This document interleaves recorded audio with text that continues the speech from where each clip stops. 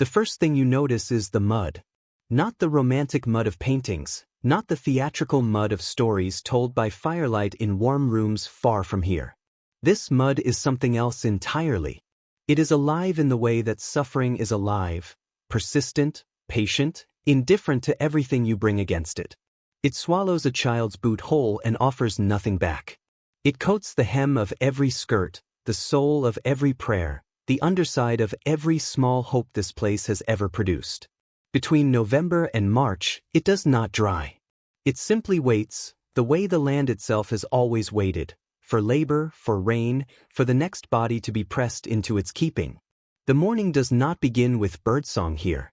It begins with the low, exhausted groan of oxen being pulled from their shelter, their great breath rising in pale columns against a sky the color of old iron.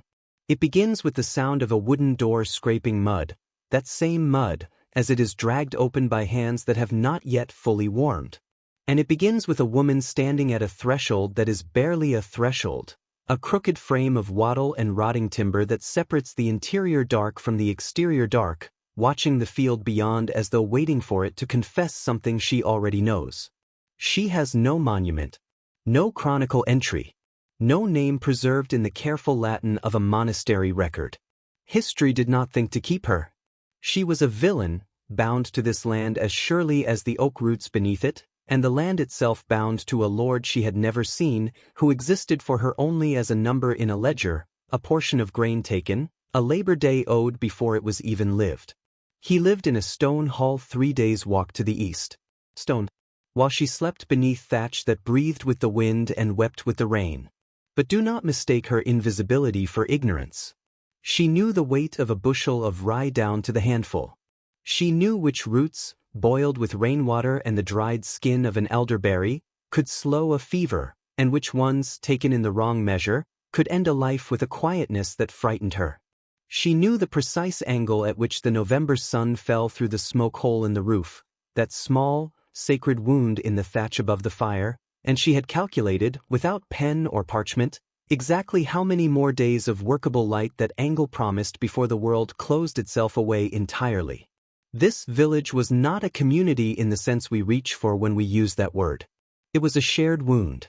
12 families arranged by necessity rather than love, pressed against one another by the cold logic of survival and the older, darker logic of the forest at their back. The forest that began where the common field ended. The forest that belonged to no one, which in the medieval world meant it belonged to forces older and less legible than any lord. At the edge of the common ground, there was a chapel. One cracked bell. It rang for death more often than for any other occasion, and the children of this village had long since learned not to flinch at the sound of it. That, perhaps, is the truest measure of a place, not what its people celebrate, but what they have learned to absorb without breaking. It is into this world of cold stone and colder silences, of unnamed women and unmourned losses, that we now descend. And we will not look away. Smell the village before you see it. That is always the way. Long before the first rooftop resolves itself from the morning mist, before the shape of a dwelling or a fence post or a human figure becomes legible against the gray of the early hours, there is the smell.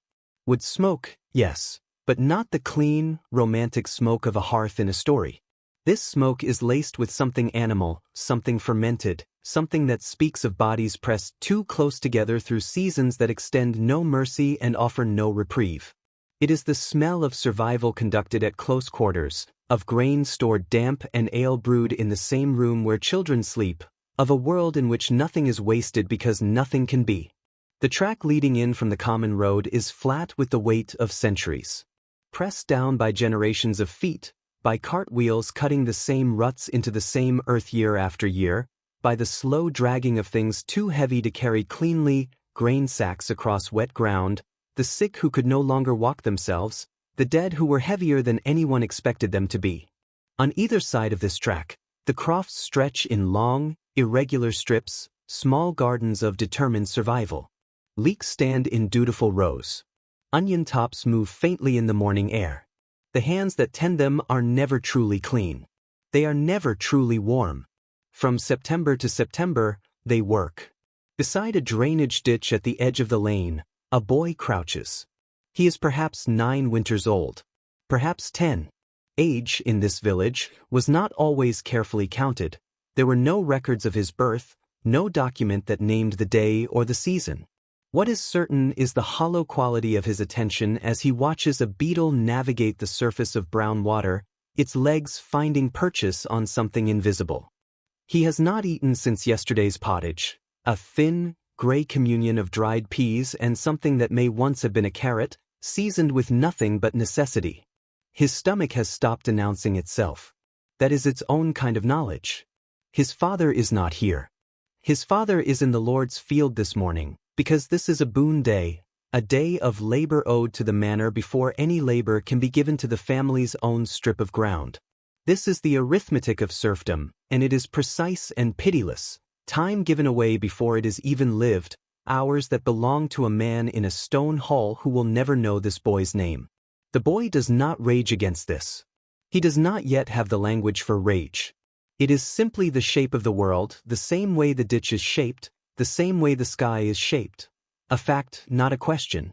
Behind him, inside the single room that constitutes his entire known world, his mother moves with the slow, methodical care of someone performing a sacred rite.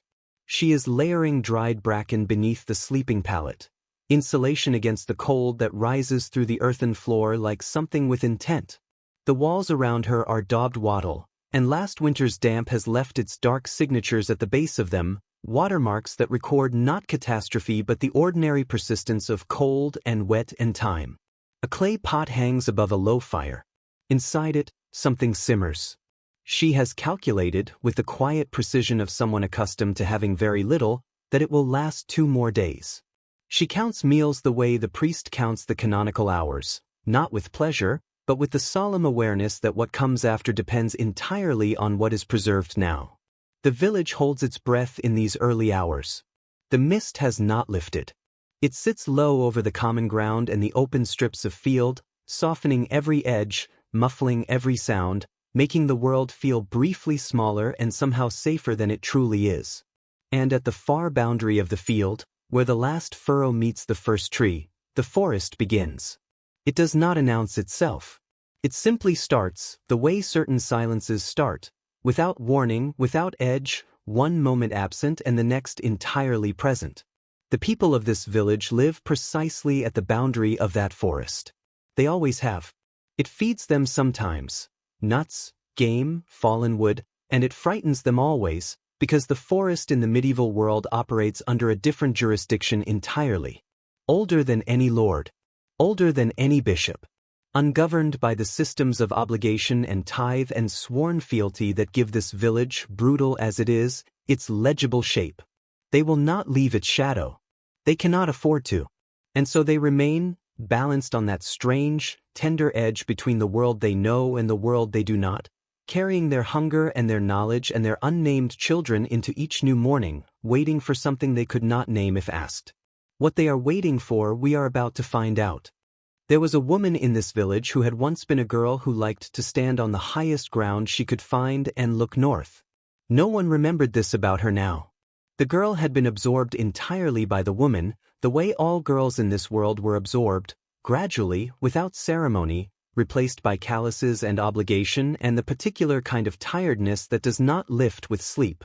She was 35 years old, which in this village meant she moved through the world with the gravity of someone far older, her body having already paid forward decades of debt.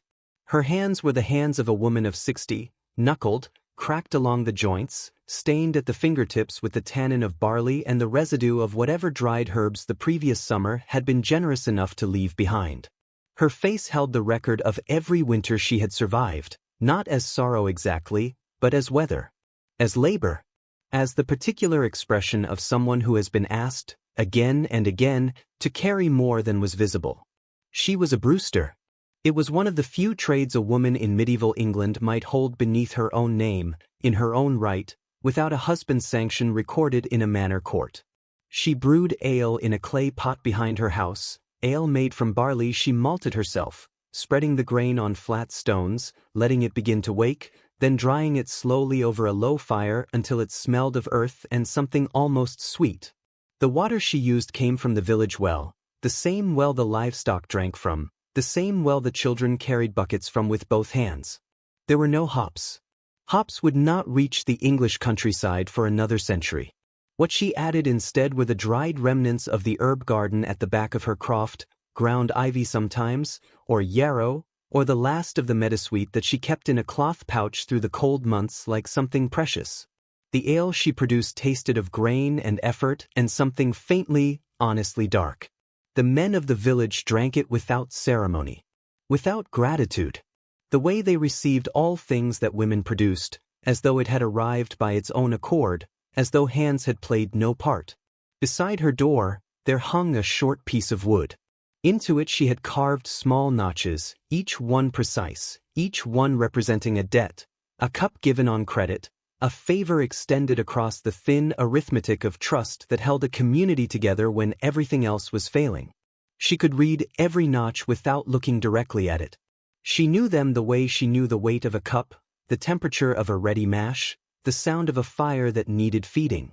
Knowledge carried in the body rather than on parchment, in a world where parchment was not for people like her. In the evenings, when the fire was banked low and the children had been folded into their sleeping corners like letters into envelopes, people came to her threshold.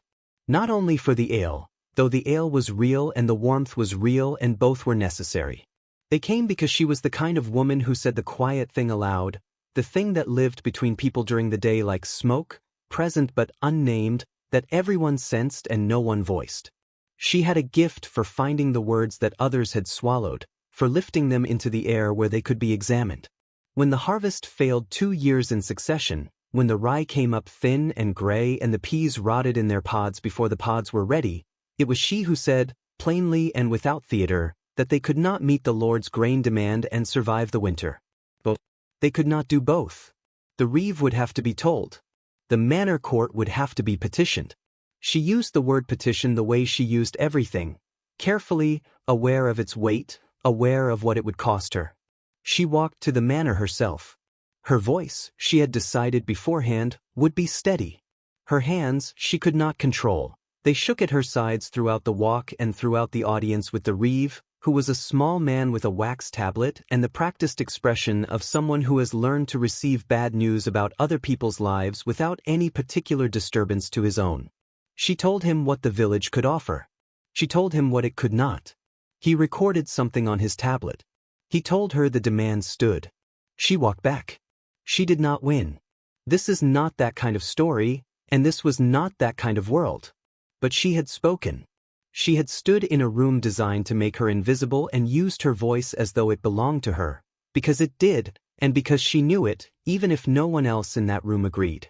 In a world that offered women nothing but the silence of duty and the invisibility of service, that act was its own form of resistance. Small as a notch on a stick of wood, and just as carefully, just as deliberately made. She returned to her pot, her fire, her tally of debts. She returned to the work. But something in the village had shifted. Some held breath, some long-suppressed question, and in the weeks that followed, others would begin to ask what she had asked, in louder voices, in less forgiving rooms. The church bell rang once that evening. Only once. And in this village, that sound had only ever meant one thing. The church bell rang that evening, and everyone in the village understood it before they could explain what they understood. One ring. Not the long, rhythmic summons of a Sunday Mass, not the doubled toll that marked a holy feast. One ring, cleanly struck and then released into the air, where it expanded outward across the common ground and the frost-hardened field and the tree-line beyond, growing thinner and thinner until it was indistinguishable from silence. The children stopped where they stood. The woman at the pot did not lift her eyes from the fire. Everyone knew. And knowing required no Latin, no literacy, no document sealed with wax. It required only the particular education that this village had been administering to its people for generations, the education of loss, practiced so often it had become fluent. The church is the only stone building in this village. Stand before it and feel what that means. Every other structure here is wattle and daub, timber and thatch, mud pressed into the spaces between sticks, roofs that exhale in the wind and drink in the rain. They are built to be inhabited, not to endure. But the church was built to outlast all of them, to remain standing when the crofts have crumbled back into the earth, when the field strips have been swallowed by pasture and the pasture by forest, when the names scratched into the wooden grave markers at its eastern wall have been consumed entirely by rain and rot and the patient indifference of time. God's house is stone. Everything else is temporary. That is not architecture. That is theology expressed in material, a daily, visual reminder to every person in this parish of exactly where permanence resided and where it did not. The priest who tends this church is a young man. Younger than the village expected, younger than authority ought to look, with clean hands that have not yet learned the grammar of labor. He is not a product of a great cathedral school or a monastic tradition of learning. He is the son of a minor cleric from a market town 2 days' walk west, a man who knew which door in which bishop's house to knock on, and knocked on it at the right moment, and secured for his son a living in a parish that would never trouble anyone important. The priest arrived in autumn, at harvest time, which meant his arrival was inseparable in the village's memory from the gathering of tithes, that annual extraction of 1/10 of everything grown, kept, or raised, taken in God's name and stored in the tithe barn behind the church with a lock the priest held the key to. His first act in their eyes was to count what they had. His second was to take a portion of it. Whatever else he would become to them, confessor, officiant at their marriages and their funerals, the man who spoke words over their dead in a language none of them understood, he entered their world as a man with a ledger. And that impression, like mud, did not clean easily. On Sundays they file into the church with the mud still on their boots and the smell of livestock still woven into the fabric of their coats, and they kneel on a stone floor so cold it works its way into an old man's joints and stays there for days. The priest intones the Mass in Latin, that ancient, consecrated tongue, and the congregation responds in Latin. They have memorized the way one memorizes the sound of wind before understanding what wind is. The words are not comprehended. They are inhabited. Faith, in this place, is not a matter of theological understanding. It is a matter of texture, of sound, of the particular quality of candlelight against a plastered wall, of incense smoke rising in a slow column toward a ceiling that is also stone and will also outlast every person watching it. This is not ignorance. Do not call it ignorance. It is a different epistemology entirely, a trust in the sacred as sensation rather than argument, a willingness to be held by something larger than the self without needing to name its dimensions precisely. These people know suffering with an intimacy that no university theologian will ever manage. They do not need to be taught that the world contains darkness. They need to be held inside the sound of something that promises it does not end there. And then there are the festivals. At Michaelmas, when the harvest accounting is complete and the worst of the anxiety has briefly passed.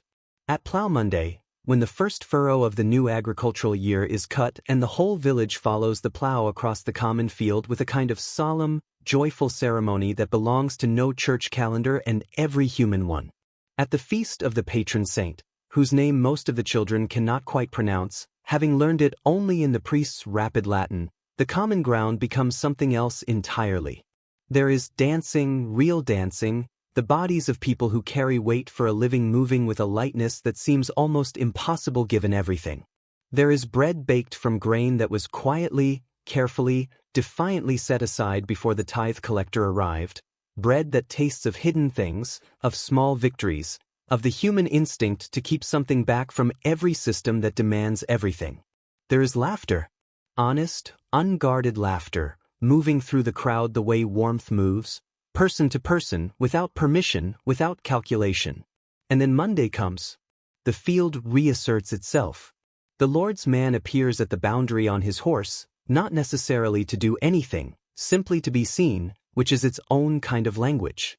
The ordinary weight of the world descends again, quiet and total, the way snow descends, covering everything, muffling everything, leaving the landscape looking peaceful from a distance while making every step harder than the one before. What endures is not the dancing. The dancing ends. The bread is eaten. The laughter dissolves back into the air from which it came. What endures is the memory of having danced. The knowledge, carried quietly in the body through every plough day and boon day and tithe day that follows, that once, in this very place, on this cold ground, beneath this indifferent sky, they were briefly, entirely free. That knowledge is not nothing. In the economy of survival, it may be everything. But outside the church wall, in the shadow of the only stone in the village, a girl is sitting. She has been sitting for some time. She is watching the grave markers, reading them the way someone reads who has never been taught, not for words, but for shapes, for the way a name pressed into wood describes the edge of a life. She will not be here much longer. Spring is coming. And spring, in this village, means something she is not ready to name. She is sitting beside the fire, and her hands have not stopped moving. This is the image the winter produces, in the coldest weeks, when the ground outside has frozen too hard for burial and the river beside the mill has sealed itself beneath a pale, expressionless skin of ice. The world beyond the door has contracted to almost nothing. A few feet of visible path, a sky that delivers darkness by mid-afternoon and withholds light until the morning has already spent its youngest hours. The door is pulled shut. The thatch press is low. And inside this single room, this shared and breathing and smoke-darkened chamber that is simultaneously kitchen, bedroom, workshop, and the entire known universe of the people within it, a girl cards wool by the light of a fire that is kept small because the wood must last. The sound of it is so constant it ceases to be a sound at all. The pull and separate of fibers, the rhythmic drawing out of raw fleece into something ordered and continuous. It becomes the room's own breathing, the texture of the silence rather than an interruption of it. Around her, the winter interior assembles itself in the firelight. An old woman near the far wall speaks in a low voice to two children who have pressed themselves against her sides like animals seeking warmth, and the story she tells them is older than the church, older than the Lord's Hall, older than any of the systems that govern this village's visible life. A man repairs a leather harness with hands that move in the dark with a confidence that daylight does not require of them, his fingers finding the split seam by feel alone, by the memory of 10,000 previous repairs pressed into the skin of his palms. And the girl cards wool. She is perhaps 14 years old. Perhaps she has already turned 15 and the winter made the occasion unremarkable, unmarked by anything except the cold and the continuing requirement of her hands. In the spring, this coming spring, the one she can feel pressing against the far edge of the frozen months like something patient, she will be married. The arrangement was made in the Lord's Manor Court, recorded in the Reeves ledger with the same administrative neutrality as a land transfer or a fine for an untended fence. Her father paid a merchet, which was the fee a villain family owed to the Lord for the right to give a daughter in marriage, a payment for permission, a tax on love or on the absence of it, or on whatever this was that did not yet have a name she had been given. The man she will marry lives in the next village. She has spoken to him perhaps a dozen times. He has a strip of land that borders her father's at the northern edge of the common field, which is how the match was considered and found suitable, two strips becoming adjacent, two families becoming a single economic unit, two bodies ratifying an arrangement made between men who discussed it without her presence in a room she was never invited to enter. She does not hate him. This is important to say clearly, because hatred would require a certain clarity about alternatives that she has never been offered. She does not love him either. She watches the fire and thinks in a language that has no written form, in images and sensations and half-formed feelings that live entirely inside her and will leave the world entirely when she does, unrecorded, untranslated, carried to the cold earth with the same anonymity with which everything else in her life has been carried. The wool she is carding will become thread before the week is out. The thread will become cloth on a loom in the corner of this room, the shuttle passing back and forth with its own kind of relentlessness. The cloth will become a garment, cut and stitched by hands that are learning the shape of a life they did not choose, and that garment will be worn against someone's skin in a winter that she is already imagining without having yet lived it. This is the invisible chain of medieval labor, long, patient, transformed so many times between origin and use that the hands which began it vanish entirely from the story before the story reaches anyone who might think to tell it. And yet her hands are the story. These rough, red-knuckled, wool-dusted hands of a girl with no surname and no recorded thought and no monument of any kind, these hands are what the village actually is, beneath the tithes and the court records and the Latin of the Massachusetts. The warmth that someone will feel next winter, pressing a wool garment against their chest in the dark, will be her warmth. Her labor folded into the fabric. Her hours made permanent in the only way the hours of people like her were ever made permanent. Not in stone, not in ink, but in the slow, cellular transformation of raw material into something that keeps another person alive. She pulls the fibers apart. She draws them together. The fire settles, and the old woman's voice lowers, and the winter outside makes no concession to any of it. This is how a village survives. Not through the decisions of lords or the recordings of clerks or the stone permanence of a church built to outlast every human life within its parish. It survives through this, through a girl's hands moving in firelight, through the unbroken, unwitnessed, uncelebrated act of continuing, through the 10,000 small dignities that history forgot to name, and that existed, fully and completely, whether history noticed or not. She will be here until the thaw. And when the ground softens and the ice releases the river and the first pale light of a longer day falls through the smoke hole in the roof, she will rise, and set down the wool, and walk toward the life that has been arranged for her. She will carry with her everything this village made her, its cold, its labor, its stories, its silence, and she will carry it without ceremony, without record, without anyone watching who thought to remember. But we were watching. And now, at last, so are you.